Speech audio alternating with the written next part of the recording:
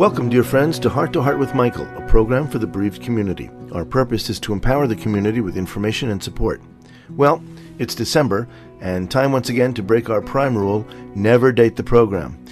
The reason is simple. These programs are archived and are as fresh now as when they were first aired. But, as I said, it's December, and we'd like to take a look back over 2019 to see where we've been and what lessons we might have learned along the way. First, some interesting facts. We promised guests from around the world, and the world did not let us down, providing us with guests from across the USA, Canada, and Israel. 2019 featured more professionals than ever before, and this year we branched out into a second language with our first ever Hebrew language program. 2020 may feature more programs in Hebrew, as well as our first program in Arabic. Our goal is to reach out to as many people as possible, so if you would like to host or guest in a language of your choice, please let us know, because the sky really is the limit.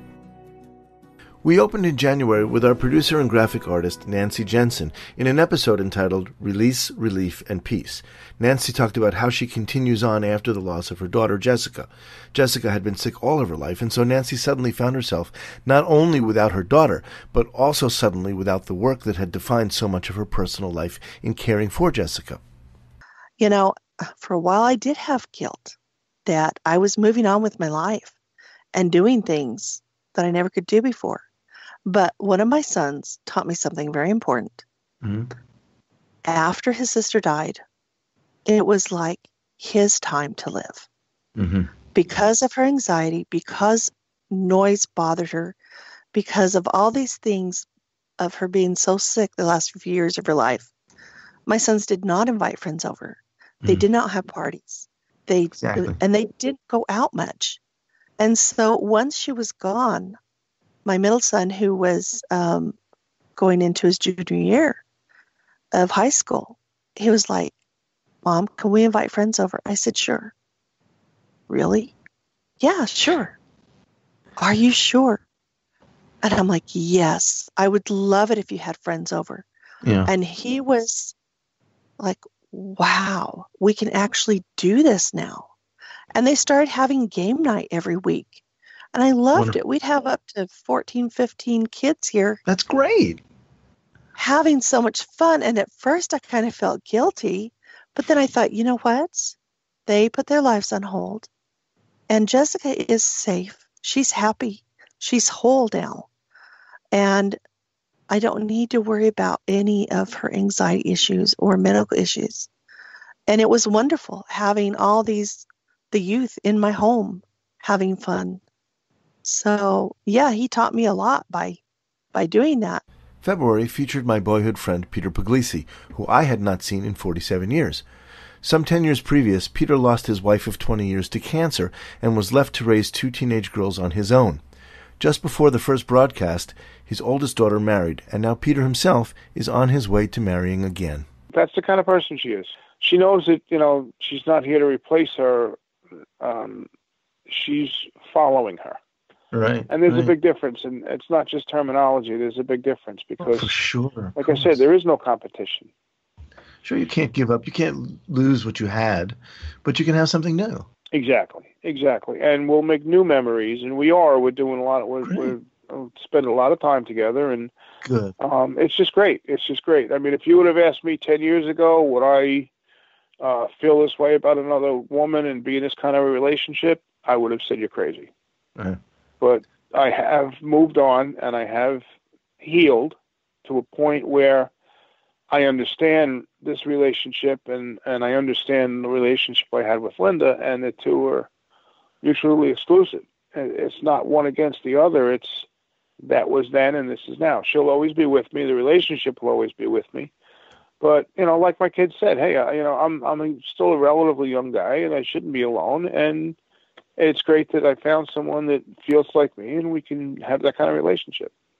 You know what? I think you deserve that. I think you've suffered enough. I really do. I mean, all of us who've suffered loss, we all have something to say about it. We all have something to say about each other's loss. But I think, you deserve a break. I think you deserve something good to happen to you. And not taking away, your kids are wonderful, okay?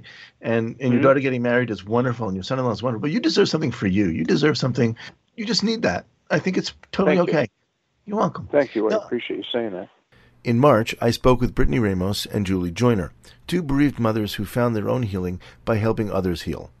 Together, they organize retreats for families who have lost children, during which they share stories and sorrow, but also make new friends who can uniquely understand their loss. You obviously have found a sense of healing, the two of you, through your own work and through the things that you do, and you have a sense of healing that involves the whole family. Give me a story about how that happened at the retreat, how you helped somebody else. I think as the retreat started, there was a song that I wanted to put in, and we played that song, and that was kind of the start of our weekend. It was an emotional song that we could all connect on, and throughout the weekend, it went from complete strangers, but in that instant of knowing that we all had the same pain, just that comfort of being around each other, you just know each other on a deeper level than you can connect with most people. And so as you could see families opening up and sharing, and husbands saying things that maybe their wives have never even heard them open up about, and just the healing process as we could see it happening with others and their families, that was very awesome for us. In April, we mixed things up a bit when guest host C.J. Anderson interviewed me about my feelings on the loss of my daughter, Liel. I spoke about life from death and the importance of organ donation, and how even in death you could turn your negative into somebody else's positive. Does it give you comfort knowing that Liel really lives on in 4 other people? This was a decision where life and death were no longer a part of it in terms of Liel. She was gone. So we could give life to somebody else. So if you save a life, that in Judaism is the most important commandment of all. You can throw away all the other commandments if it'll help you save a life. That's important. That is so important. You're absolutely right. There's no better way to immediately and with great significance to memorialize her. I love that. Giving life from her to somebody else is the best way to memorialize her. And number 3, quite frankly, as a parent, any part of her that can still walk around, I'm happy with that. Okay? Yeah, I bet that's an amazing feeling to know that, out of all the loss that is there, that, she did make a difference. And she is making a difference not only in those 4 lives, but those 4 lives of those families also. Absolutely. And that's a wonderful gift that Liel has given to this world. Absolutely. We wish we didn't have to do that, but we didn't have a choice really. And once that part of the equation was moot and there was nothing for us to do there, it was the easiest decision we could possibly make. And above all, do the right thing. In May, I met with Danny Mack, a man who calls himself a happyologist. Danny is a theologian, philosopher, motivational speaker, life coach, spiritual healer, and an expert in rock and roll. His latest book, If Grief is a Game, These Are the Rules, makes us look at grief in a realistic and sensitive way. Danny speaks of the need for someone in grief to rediscover happiness. I have found out that what grieving people want more than anything else is to be happy again. And they feel like happiness will never be there. They feel like this is the way I'm going to be the rest of my life. And so what I began to do, along with my study of grief, I began to study about happiness and how people can have in their life, they can have grief and they can have happiness. It's like a railroad track that's going, and on one rail of the track in your day, you can experience sadness. On the other rail of your railroad track of life, you can have happiness. And people can experience sadness and happiness all in one day, sometimes in 1 hour. And so part of what I do is helping people get through the grieving process. Then I help them rebuild their life so that they can find happiness and allow grief to be a part of their human experience. One of the things that I hear from people is that from the moment of grief until some point later on, they feel like they can't get happy, that they don't want to get happy, that they feel guilty if they accidentally get happy.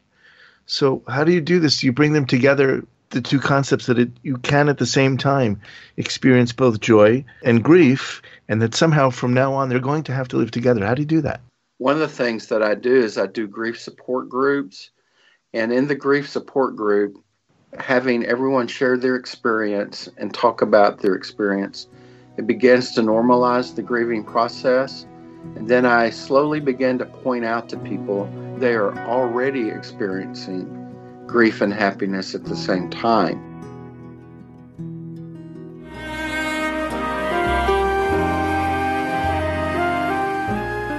Home Tonight Forever by the Baby Blue Sound Collective. I think what I love so much about this CD is that some of the songs were inspired by the patients. Many listeners will understand many of the different songs and what they've been inspired by. Our new album will be available on iTunes, Amazon.com, Spotify. I love the fact that the proceeds from this CD are actually going to help those with congenital heart defects. Enjoy the music. Home Tonight Forever.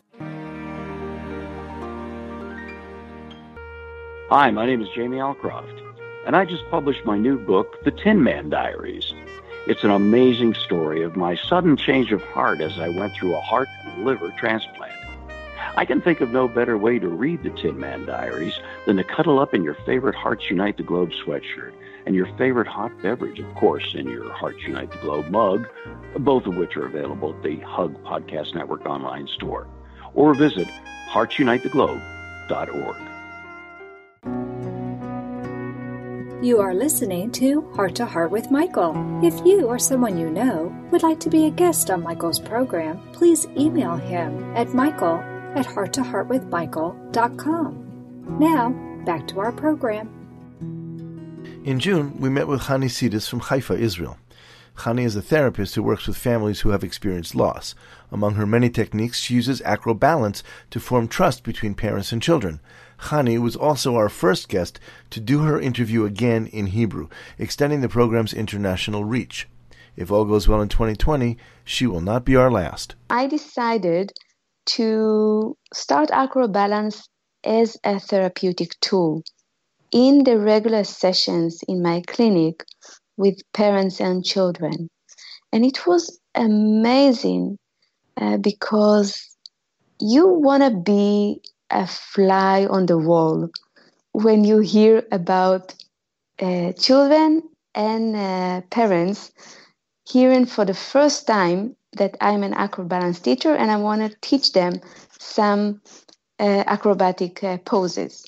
Oh, so children can say, "Oh, my mother is too weak. She can't hold me." And the mother say, "What? No, of course, I'm strong." Or a child can say, my father will sure drop me, or I fall, or do you want to kill me? Or they say, "Oh, I can do that with my father, not with my mother." And the parents, they say too, they say, "What, acrobat? No, never. I'll never manage to hold him. You hold him." So it's a great journey that we're doing in the clinic, learning how to trust, learning how to work with our body, balance ourselves on our parents. Families always say that ever since they started to do acrobalance, the relationship in the home changed dramatically. In July, I met with Ron Glenn Kelly, a motivational speaker, author, and bereaved father. Ron works with businesses to understand grief in the workplace.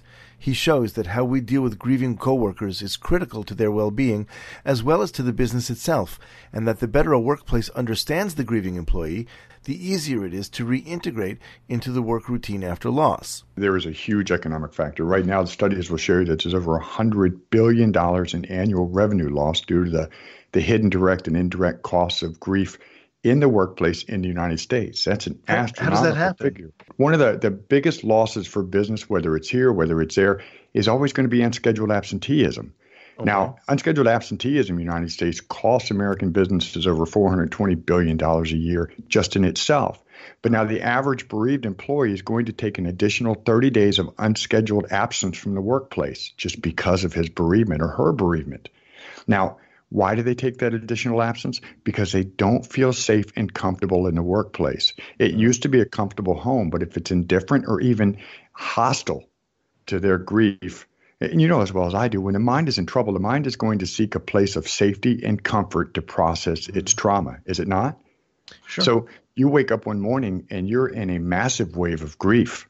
You're going to want someplace safe where you can process that grief until you can get rid of that wave and wait for the next one to come. And if the workplace is not that safe place, you're liable to shelter in place that day right there in bed and not go to work.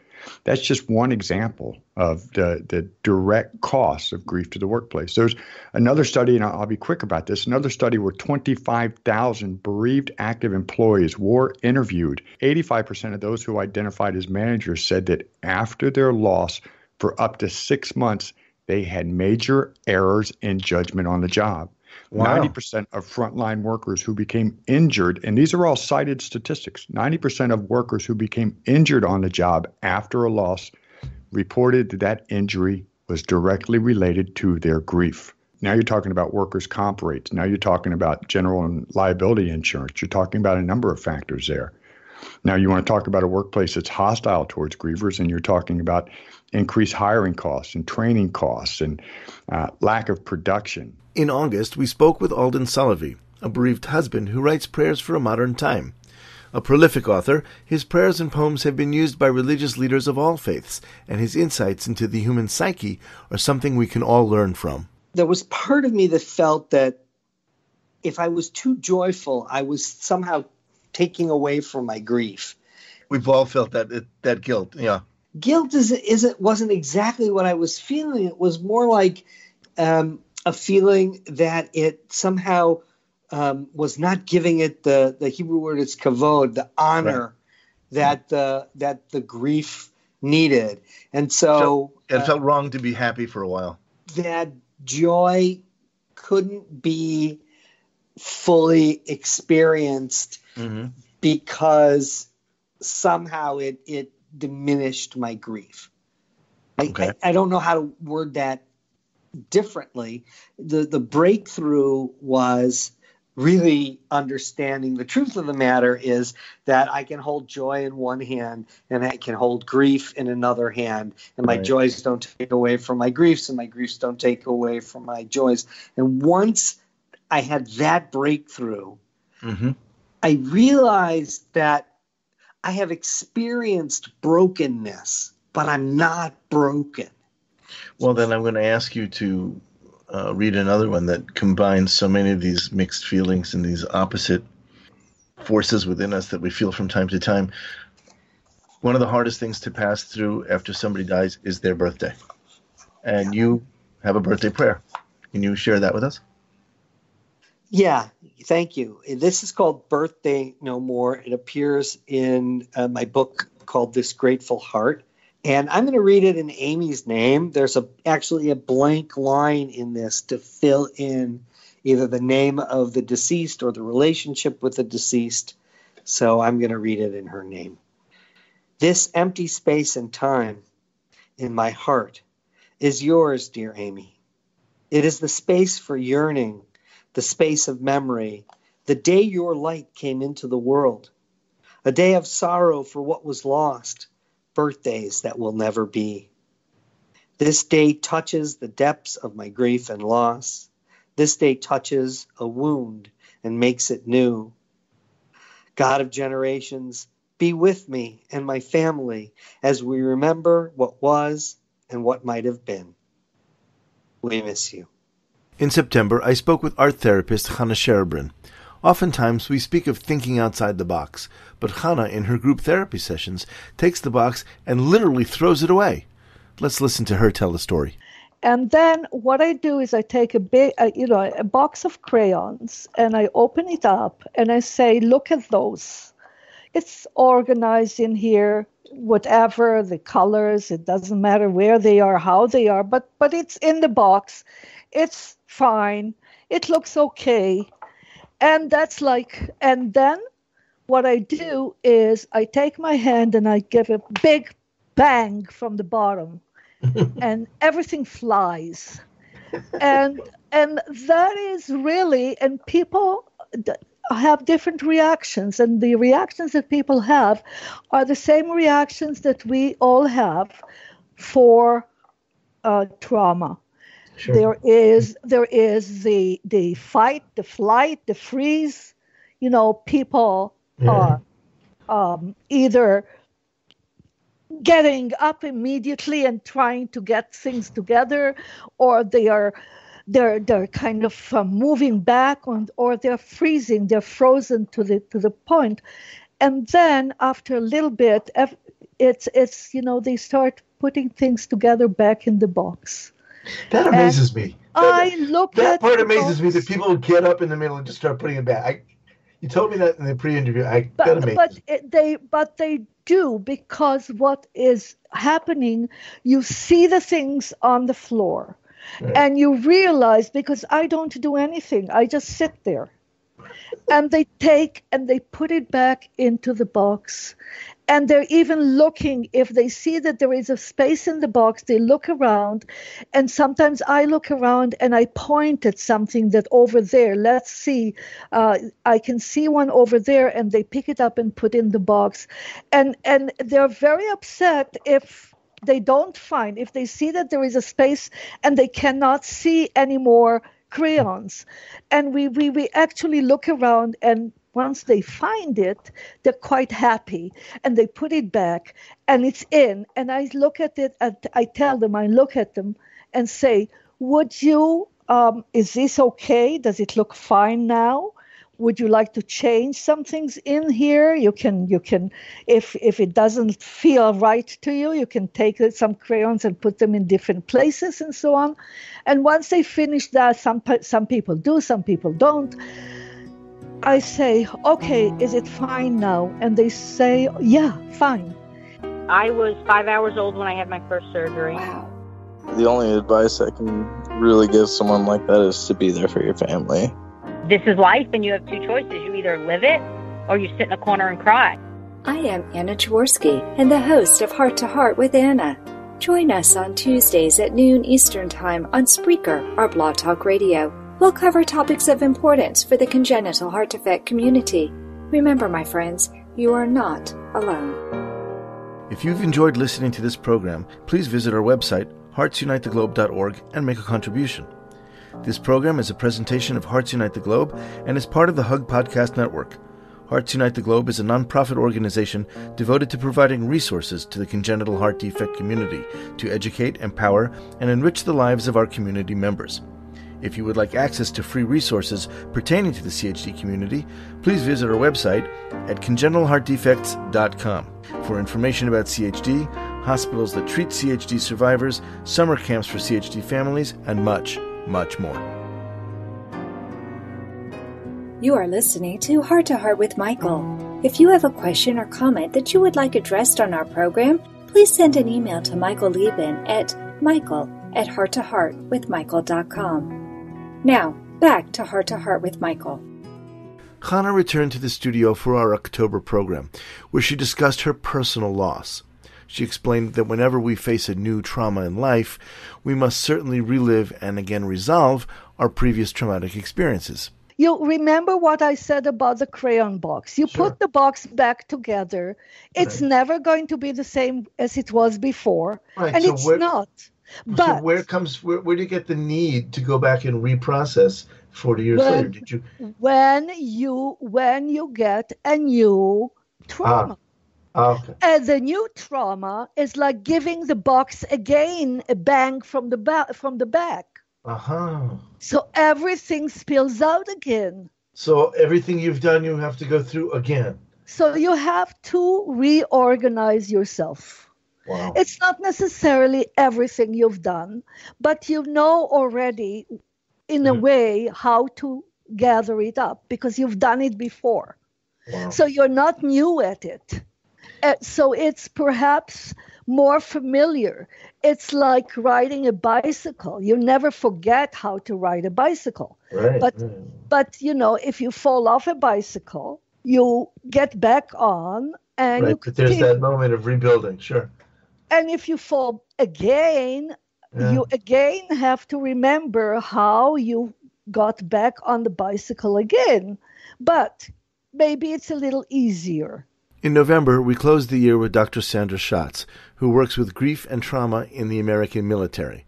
Among the many things we spoke about was the question of post-traumatic stress when a soldier returns home. I'd like to start by talking a little bit about what post-traumatic stress disorder is. Okay. Our brains have a part called the amygdala, and that is what's in charge of the fight or flight phenomenon. So when we feel threatened, either we're going to protect ourselves or we're going to get ourselves to safety. So that's the amygdala that's kicking in the anxiety to make that happen. Now, for most of us, let's say I'm on my way to work and I get into a near car crash. My amygdala will shoot up into high gear, but then when I realize I'm safe, it'll come back down again. Mm-hmm. However, a soldier in a war experience, that amygdala goes into high gear and it doesn't really have the opportunity to go back to low gear. Wow. So let's say you and your buddy were out doing a mission and your buddy should get blown up. You don't get the luxury of stopping and mourning the loss. You have to keep going forward with the mission. When you're done with the mission, you might go back to the base. You might have a chance to talk to the chaplain or maybe a coworker, but tomorrow you better be ready to go full speed again as if it never happened. But it did happen. So you have to learn how to cage that up and control it, bottle it up, so that you can function. Now, the amygdala stays stuck in high gear, and you leave the war zone and you come back here to the United States. And your spouse is expecting the same person who left. But you come back and your amygdala is in high gear. Now, there's things... Wait a minute. How long can it stay in high gear like that? We're talking about the cases where it doesn't come back down. So you're home with your family, and yes, you and I would observe that they are safe, but they don't feel safe because the amygdala is still in high gear. So they're driving along the Highway 35 in Texas, and they see a McDonald's bag along the side of the road. Okay. Now, in a war zone, something as innocuous as a hamburger bag can be a roadside bomb. So it's really a matter of life and death that you avoid that. So here you are driving along in the SUV with the wife and the kids. You see that trash bag. You slam on the brakes, swerve your vehicle because you're trying to protect your family, and drive off. And your wife is thinking you're absolutely nuts. Oh, man. It totally makes sense from a PTSD perspective what you're doing. So, yes, you think you're doing the right thing. And then you're shocked to learn that your spouse and kids think you're being stifling and overprotective. And you think you're just being realistic. So, here we are, December. And what have we learned? We've seen a variety of different circumstances of grief. We've seen that for all of us, despite the similarities, it is still a tremendously private experience that we take with us into our daily lives, where not everyone is totally sensitive to or even aware of our struggles. But despite that, we've seen that sharing grief is still an excellent way of lightening that grief, that we all have something to share, and more importantly, we all have something to learn from the sharing. We've seen that life is a constant reordering of things, that loss remains a part of who we are, and as we move along, it becomes one of the factors that help define us. Grief is not something that ever really ends, but we can find peace, and we can find a way to bundle our grief and take it with us along the way as we continue through life. What is clear to me, at least, is that there are many strategies from which to choose. And that's the thing. We must choose to continue. We must, as the Bible says, choose life. And in so doing, we find that moving on is not moving away. Life is there for our loved ones to see through our eyes, that love continues, and that we are obliged to go on living and loving with and for them. I wish all of us a year of happiness, a year of healing and true peace. I am thankful for the guests who joined us, all the people who create Heart to Heart with Michael, Anna Jaworski, Nancy Jensen, Rachel Greenbaum, volunteers from around the world, Patreon supporters whose support makes this program possible, and all the friends and family who support our endeavor to bring a small ray of light to those who need it.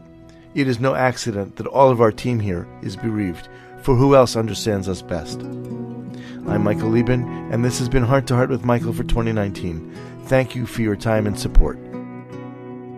Thank you again for joining us. We hope you have gained strength from listening to our program. Heart to Heart with Michael can be heard every Thursday at noon Eastern Time. We'll talk again next time when we'll share more stories.